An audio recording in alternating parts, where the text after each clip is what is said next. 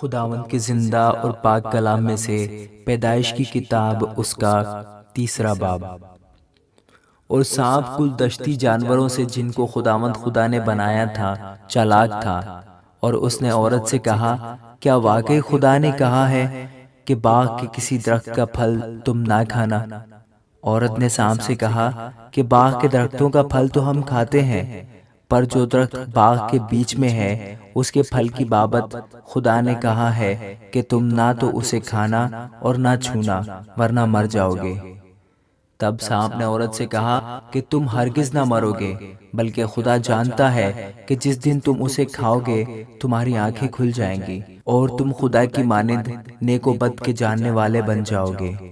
عورت نے جو دیکھا کہ وہ درخت کھانے کے لیے اچھا اور آنکھوں کو خوشنما معلوم ہوتا ہے اور عقل بخشنے کے لیے خوب ہے، تو اس کے پھل میں سے لیا اور کھایا اور اپنے شوہر کو بھی دیا اور اس نے کھایا۔ تب دونوں کی آنکھیں کھل گئیں، کو معلوم ہوا کہ وہ ننگے ہیں، اور انہوں نے انجیر کے پتوں کو سی کر اپنے لیے لنگیاں بنائیں۔ اور انہوں نے خداوند خدا کی آواز جو ٹھنڈے وقت باغ میں پھرتا تھا سنی، اور آدم اور اس کی بیوی نے آپ کو خداوند خدا کے حضور سے باغ کے درختوں میں چھپایا۔ تب خداوند خدا نے آدم کو پکارا اور اس سے کہا کہ تو کہاں ہے؟ اس نے کہا، میں نے باغ میں تیری آواز سنی اور میں ڈرا کیونکہ میں ننگا تھا اور میں نے اپنے آپ کو چھپایا۔ اس نے کہا، تجھے کس نے بتایا کہ تو ننگا ہے؟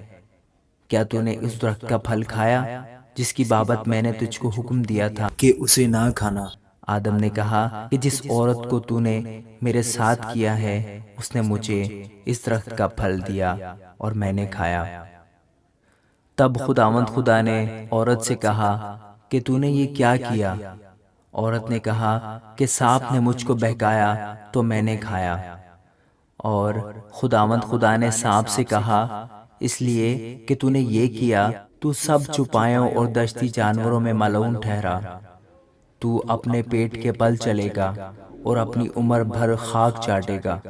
اور میں تیرے اور عورت کے درمیان اور تیری نسل اور عورت کی نسل کے درمیان عداوت ڈالوں گا، وہ تیرے سر کو کچلے گا اور تو اس کی ایڑی پر کاٹے گا۔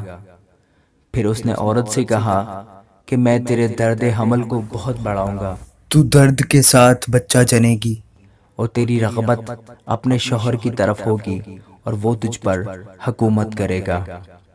اور آدم سے اس نے کہا، چونکہ تو نے اپنی بیوی کی بات مانی اور اس درخت کا پھل کھایا جس کی بابت میں نے تجھے حکم دیا تھا کہ اسے نہ کھانا، اس لیے زمین تیرے سبب سے لعنتی ہوئی، مشقت کے ساتھ تو اپنی عمر بھر اس کی پیداوار کھائے گا، اور وہ تیرے لیے کانٹے اور اونٹ کٹارے اگائے گی، اور تو کھیت کی سبزی کھائے گا۔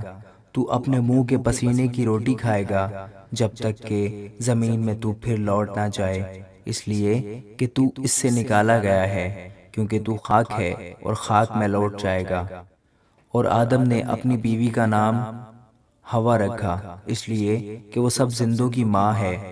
اور خداوند خدا نے آدم اور اس کی بیوی کے واسطے چمڑے کے کرتے بنا کر ان کو پہنائے۔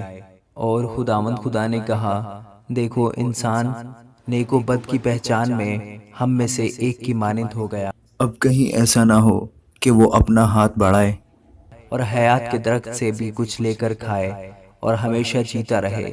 اس لیے خداوند خدا نے اس کو باغ عدن سے باہر کر دیا تاکہ وہ اس زمین کی جس میں سے وہ لیا گیا تھا کھیتی کرے۔